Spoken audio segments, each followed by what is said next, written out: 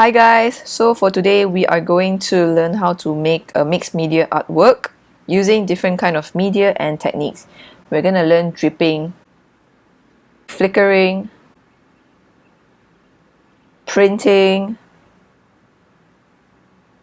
and newspaper collage. But before that, please go around your house to look for an object, a still life object that has a very unique form. Like I have here a perfume bottle with a very nice neck. And then I also have this pottery with very nice grooves around it. Also have another hexagon glass bottle with nice patterns on top.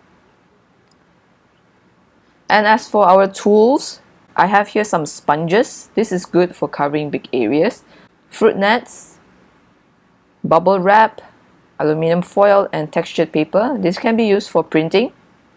I have here an old comb and a card with grooves cut into it. You can also use a fork. This can be used for scratching. Pipe cleaners are also good. If you want to create your own scratching card, you can use the packaging box and cut into it. Then I also have an old toothbrush to do some flickering. Then lastly, a spray bottle for us to wet the paint. And as for the mediums that we are going to use, we will use the traditional ones like crayons, paint. I also have here some charcoal. If you have some charcoals or any kind of markers at home, you can also use them. And then of course you need some newspaper. Do use newspaper with a lot of words instead of the ones with pictures. Also do take out your glue. Alright, I'm going to draw this perfume bottle and it's very long, so I'm going to put my paper in portrait orientation. So for yours, your orientation will be different from mine if your object is wide. I'm going to sketch using a charcoal just so you can see how I start. I'll just lightly draft out the top and bottom height of the object and also the width. It is better to chart out the proportion first before you go into filling in the details, or else you'd risk rubbing your drawing again and again. So over here, I'm just trying to get the proportion right before I add the details in. And when you're drawing, you want to make sure you are looking and observing the object in front of you. We call this the direct observational drawing. You want to observe and look at where the lights are and where the shadows are. I'll just lightly draw out those reflections. This is also a good time for you to chart out the details of the texture. For example, the neck of the bottle has this kind of stripy texture. Before we start putting in the colors, let's do some newspaper collage. Take out your newspaper and tear out pieces of paper that has a lot of words. I'm just going to tear a few pieces and I'm also going to rough up the edges. Then I'll just see where I want to put my newspaper pieces. So to stick them down, you just need to wet the paper using either a spray bottle or using a wet brush. So you just need to wet your paper like this and then put it down. One mistake that I did here was that I forgot to apply glue on the paper. So what I want you to do before you put the newspaper down is to apply glue on the paper before you put your wet newspaper. That's very important. So later on in the video, you can see that my newspapers are like coming out, and then I just use glue to stick them back. And this is how you use a brush if you do not have a spray bottle. You just want to apply the water gently. You can also see that I have overlapped the newspaper clippings to get different directions in the words. I'm just going to add one more piece to the top part because I find it a bit empty.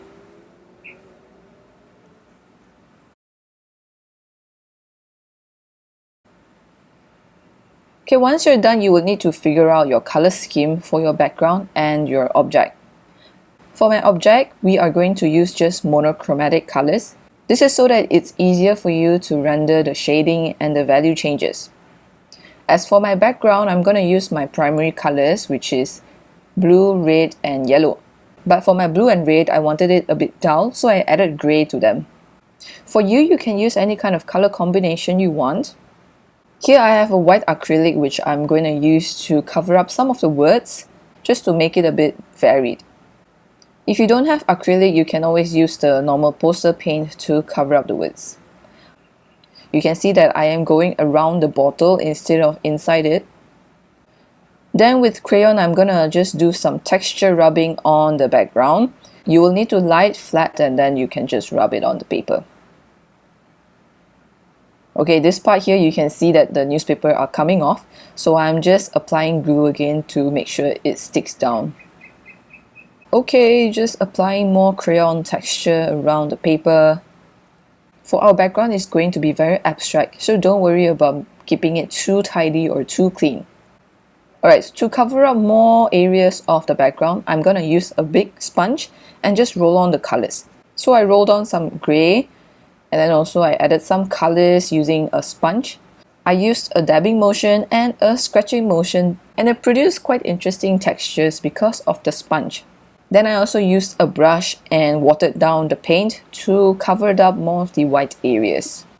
You can see that when the watery paint goes over the crayon marks, it doesn't cover the crayon.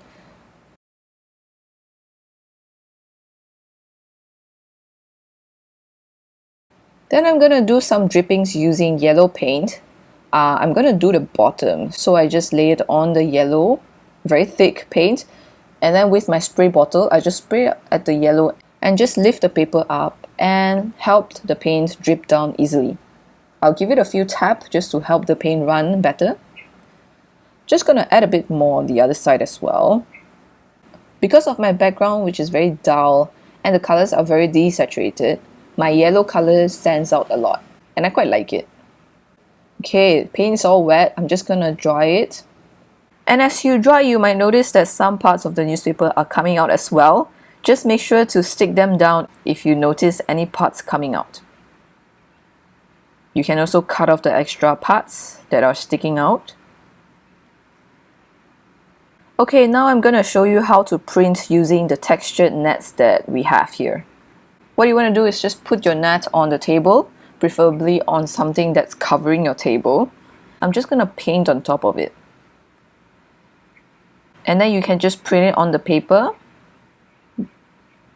But this net wasn't very successful, so I'm just gonna change it to another net. And this time I'm going to use a bottle to help me rub on the net, just to make sure the paint transfers onto the paper. And it works! Kind of liking it. Next I'm going to use a bubble wrap. So for the bubble wrap, because it's very fragile, so I'm just brushing the paint lightly on top. And then when I print, I press firmly but not too hard until the bubble pops. Wow, I quite like the bubble texture. I'm going to do it again on the other side.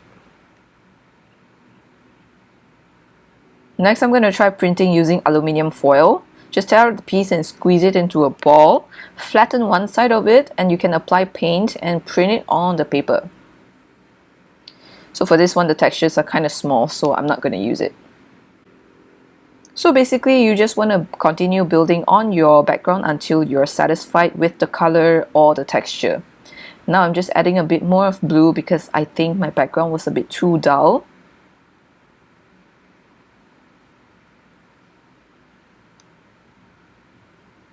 Once your background is done, it's time to paint your subject. We are going to use only monochromatic color scheme, which is basically one color but extended to different shades and tones. I'll stick to gray, but you can always use any other colors. But remember to stick to just monochromatic color scheme so that it's easier for you to observe where the light and shadows are. Right now I'm just using a white color to draft out the outline again because it got blurred out by the amount of textures in the background.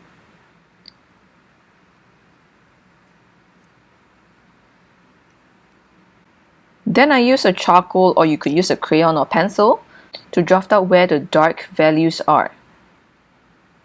Again, remember you need to look at your object to know this.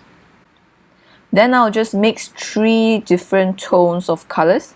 I'm using gray, so you can see my colors are dark gray, medium gray, and light gray. I will start with the medium gray. I'll look at my object and study where the medium tones are. Then I will slowly build on the highlight using the light gray color.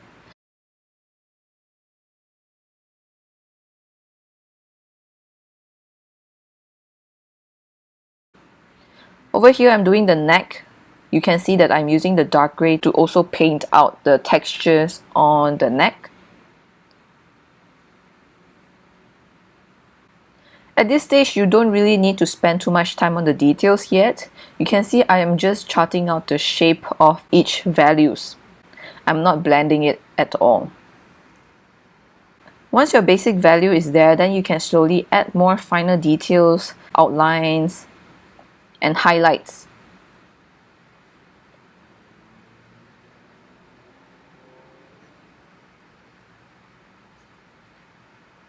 I would also like to have a bit of color inside my object, so I'll use the colors that I've used for my background and put it inside my object painting. Okay, here this part is the hardest because of the stripes, but if your object does not have this kind of texture, that's great. You just need to blend your colors according to how your object looks like. Remember to study the shadow and the highlight of your object. That is the most important.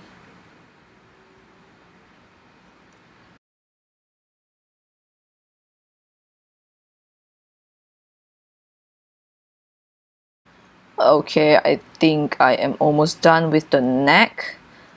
I'm gonna also use a darker gray just to add a bit more contrast to the form.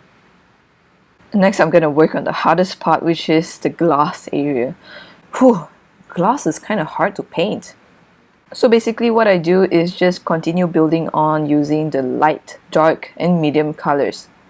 You can also use your finger to rub the paint to blend them a bit better. Try to add as much detail as you can into your painting.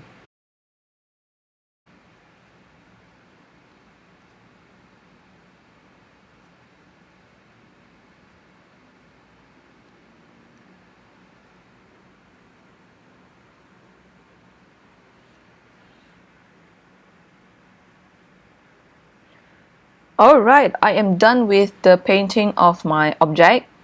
I'm gonna use a toothbrush to do some flickering on the whole piece and also drip some paint all over it just to give it a final touch.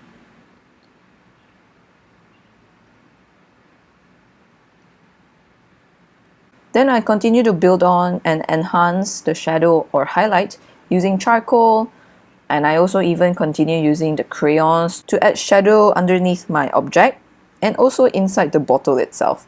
I use the colors that I've used in my background just so that the whole piece looks cohesive instead of feeling like a sticker book. I also darken some parts of the background, especially around the bottle, just to make it pop a bit more. And there, the mixed media artwork is done. I know this is a bit hard, but let's try your best.